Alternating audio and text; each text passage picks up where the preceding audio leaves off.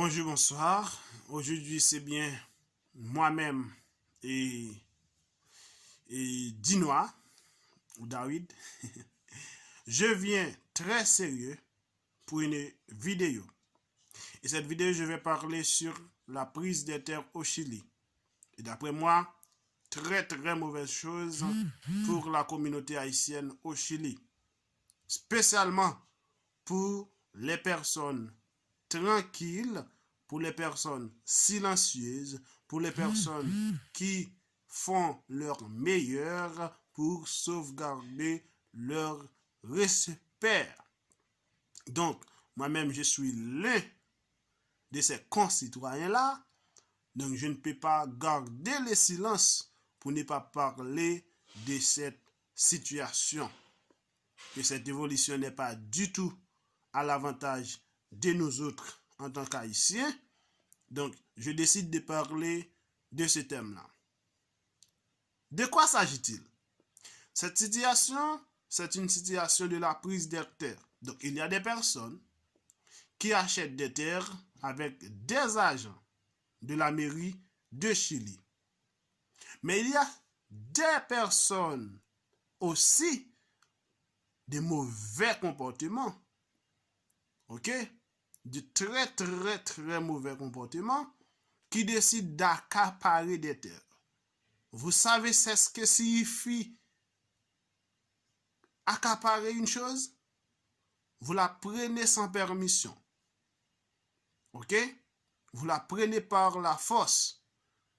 Est-ce qu'on peut vivre dans une situation comme ça? Est-ce qu'on peut accepter une telle situation, un tel comportement? Non. Moi-même, je dis non. Je dis non jusqu'aux os. Ok? Et le pire de tout ça, c'est qu'il y a des personnes qui sont responsables de l'église. Ok? Des personnes qui sont responsables de l'église. Je suis un peu prudent. Je ne dis pas des pasteurs, mais des personnes. Je sous-entends qu'il y a des personnes qui sont des responsables de l'église qui rentrent dans cette initiative, dans cette démarche. Est-il bon? Non! Ce n'est pas une bonne situation pour nous autres. Ok? Donc, vous, en tant que pasteur, j'ai fait une vidéo sur cette situation, mais cette vidéo, je l'ai fait sur des personnes qui sont des personnes qui achètent de cette même terre, mais ces personnes-là n'ont pas de grande responsabilité, à savoir diriger une assemblée. Ok? Mais lorsque j'entends qu'il y a des personnes où je voudrais sous-entendre qu'il y a des personnes qui sont des responsables de l'Église qui rentrent dans cette démarche, donc je n'ai pas d'autre choix de parler de cette situation qui est en train de développer au Chili. Et ceci est en train de passer dans tout le territoire national de ce pays. Est-il bon? Non, mon frère. Quand vous voulez le respect, qui veut le respect se le procure. Mais si vous ne procurez pas le respect, si vous ne vous gardez pas dans le respect, qui va vous respecter? Personne, mon frère. Personne. Donc, il ne faut pas savoir qu'il faut avoir de l'argent pour que vous procuriez du respect. Non. Le respect ne se procure que par votre comportement. Ok? Si vous agissez de manière inhumaine, donc les personnes alentour de vous vont vous prendre comme une humaine. Donc si vous n'agissez pas de manière responsable, on va vous voir comme une personne irresponsable. Donc, quand vous gardez, quand vous vivez de manière à avoir le respect, donc tout le monde va vous donner le respect, tout le monde va vous respecter. Mais si vous ne vous respectez pas, qui va vous respecter? Comment voudriez-vous que quelqu'un vous respecte si vous ne vous respectez pas? Et ça ne fait pas. Ok? Donc, spécialement les personnes qui sont des responsables. Donc, si vous... Pensez-vous bien avec ce mot-là.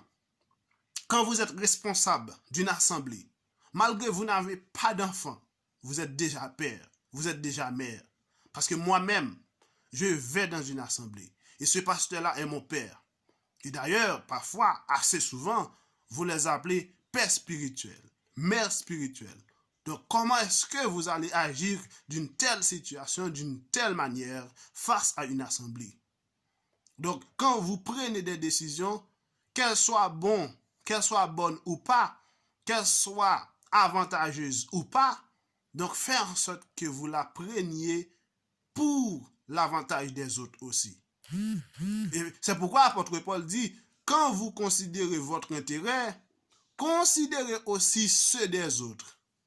Donc vous lisez, mais vous ne pratiquez pas, mon frère.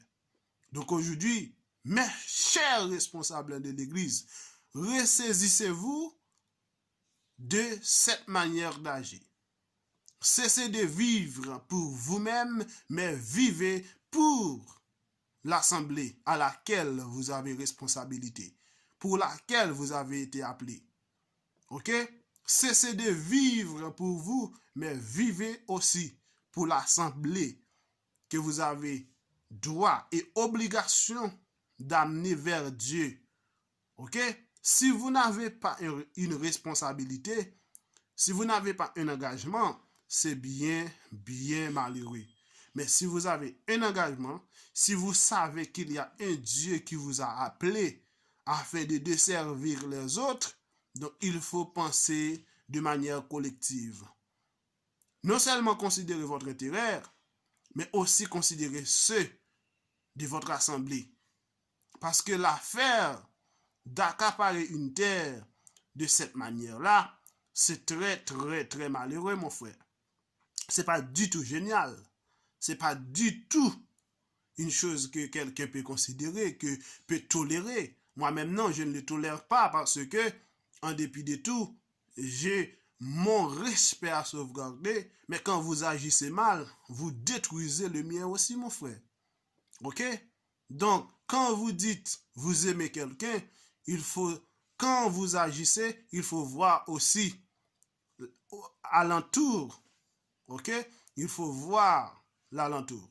Mais si vous ne voyez pas l'alentour, donc mon frère, c'est très malheureux et ça va nous mettre dans une très mauvaise position.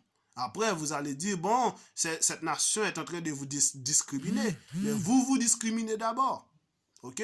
Vous discriminez d'abord. Cessez d'agir ainsi. Donc, c'était mon opinion et j'espère que vous preniez note, que vous corrigiez, ok?